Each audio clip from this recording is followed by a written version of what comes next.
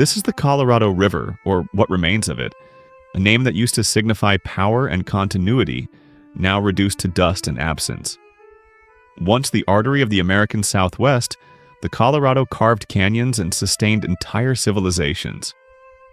Its journey began in the snow-laden peaks of the Rocky Mountains of Colorado, descending through 1,400 miles of harsh terrain before it was supposed to meet the sea in the Gulf of California.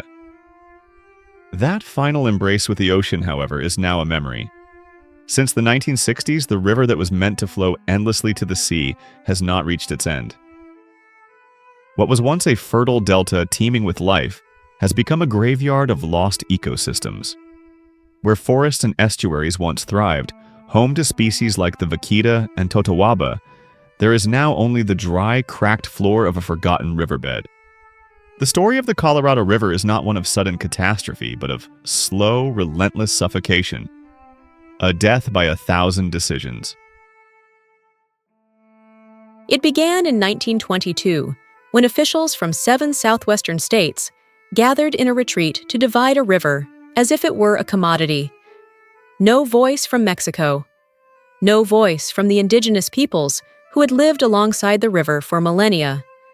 No voice for the river itself. They were blinded by ambition, overestimating its capacity, ignoring the warnings.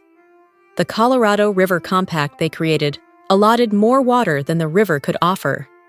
The math was simple and tragic. Promise 15 million acre-feet of water from a river that could only provide 12.4. A miscalculation that continues to haunt every drop. Then came the dams. Fortresses of concrete and steel, built to control, to profit, to dominate the flow. Between 1905 and 1970, 15 such structures rose, reshaping the river's body and mind. The first great monument was Hoover Dam, completed in 1936, towering above Black Canyon and creating Lake Mead, the largest reservoir in the U.S. by volume at one time. It was a marvel of ambition, but also the start of the river's captivity. Glen Canyon Dam followed in 1966, flooding a landscape of otherworldly beauty beneath Lake Powell. A cathedral of sandstone silenced for hydropower. Further downstream came Parker Dam, feeding water into the Colorado River Aqueduct and driving the lifeblood of Southern California. Davis Dam and Imperial Dam choked the river further, diverting water into canals like the All-American Canal, turning deserts into farmland and farmland into engines of consumption. In exchange for power and convenience, ecosystems were traded away. 11% of the river's flow now vanishes into the sky, evaporated from vast, shallow reservoirs. Still water waits too long in the sun, while the land below withers. But no single project reshaped the Colorado's future as much as the Central Arizona Project. Spanning 336 miles from Lake Havasu to the outskirts of Tucson, the Central Arizona Project is the largest and most expensive aqueduct ever built in the United States.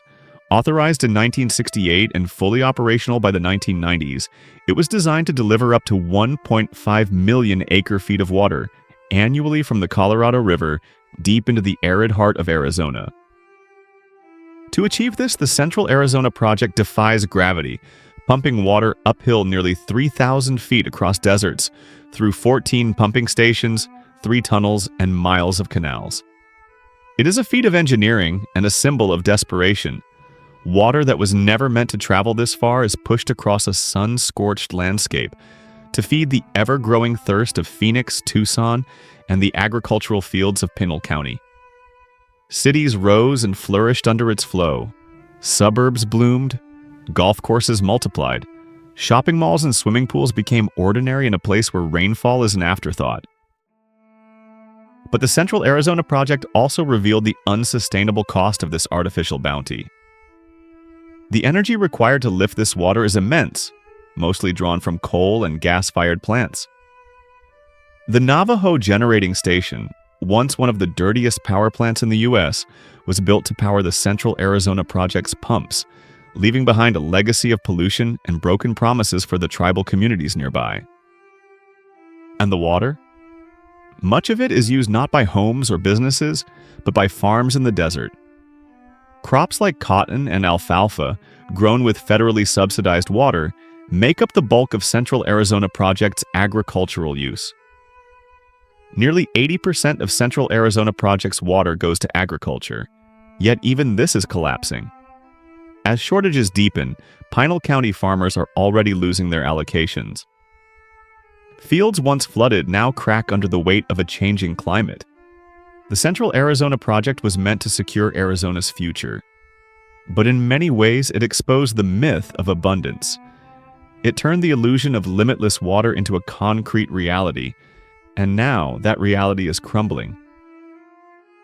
Even nature, left fragmented, has become a suspect. Wetlands, once part of the river's balance, now absorb 19% of its dwindling resources. Beautiful yet tragic, these ecosystems fight to survive while demanding the very resource that is vanishing beneath them. And through all of this, the cities have grown. The river passes Grand Junction, Moab, and Page before bending through the Red Rock Canyons near Lake Powell. It slips past Flagstaff, nourishes Phoenix by pipeline, and snakes its way past Las Vegas, which sits only miles from Lake Mead's receding edge. From there, it pushes toward Yuma, feeding farms that blanket the desert. Las Vegas, once infamous for fountains and golf courses, has become an unlikely example of restraint. Through aggressive conservation and nearly complete recycling of indoor water, it now uses less per capita than almost any major U.S. city. A place that learned to use less, even as others kept asking for more. Yet none of this compares to the river's greatest drain. Agriculture, relentless, mechanized, and insatiable, devours over 70% of the Colorado's flow. It is not cities that are bleeding the river dry. It is fields of cotton in Arizona, wheat in Utah, and above all, alfalfa in California's Imperial Valley. This single crop, fed by river water, is grown not for people, but for livestock. Vast swaths of land are flooded just to grow feed for cattle, much of it exported to countries like China and Saudi Arabia. The river's lifeblood is turned into fodder, then into profit, then into dust. Outdated water rights make the tragedy worse. Farmers, fearing future scarcity, waste water to maintain their legal claims. Flood irrigation drenches arid fields not out of need, but out of fear. From this waste was born the Salton Sea, a toxic monument to excess and mismanagement. By the time the Colorado reaches Mexico, it is a ghost, an echo of the torrent it once was. And yet, the river is not alone. Across the world, similar tragedies unfold. The Indus River, lifeline to over 200 million people in Pakistan, is buckling under the pressure of over-extraction and glacial retreat. Choked by pollution and mismanagement, the Indus, too, fails to reach the sea for much of the year. Entire communities are left in limbo as shrinking water flows threaten food security and ignite geopolitical tensions. Then there is the Aral Sea, once the fourth largest lake in the world, fed by the Amu Darya and Sir Darya rivers. A marvel of Central Asia, now reduced to scattered pools and toxic dust storms. In just a few decades, aggressive irrigation for cotton turned a vast inland sea into a poisoned desert. Towns that once depended on fishing economies now sit in silence, staring at ships stranded in the sand. Even the Yellow River in China, often called the cradle of Chinese civilization, has dried up along sections of its course, the victim of damming, overuse, and a thirst that exceeds reality. What once nurtured dynasties now limps along, hemorrhaging its vitality. These are not isolated failures. They are symptoms of a global pathology, a belief that rivers exist to be used, not sustained, that water is infinite, that we can dominate nature without consequence. And yet, in places where despair seems absolute, glimmers of resistance emerge. In the cracked ruins of the Colorado River Delta, scattered efforts to restore the land are slowly gaining ground. Drops of water carefully released bring back trees, birds, shade, and memory.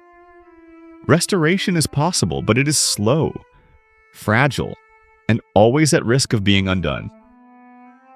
The truth is, the Colorado River was not killed by any one force.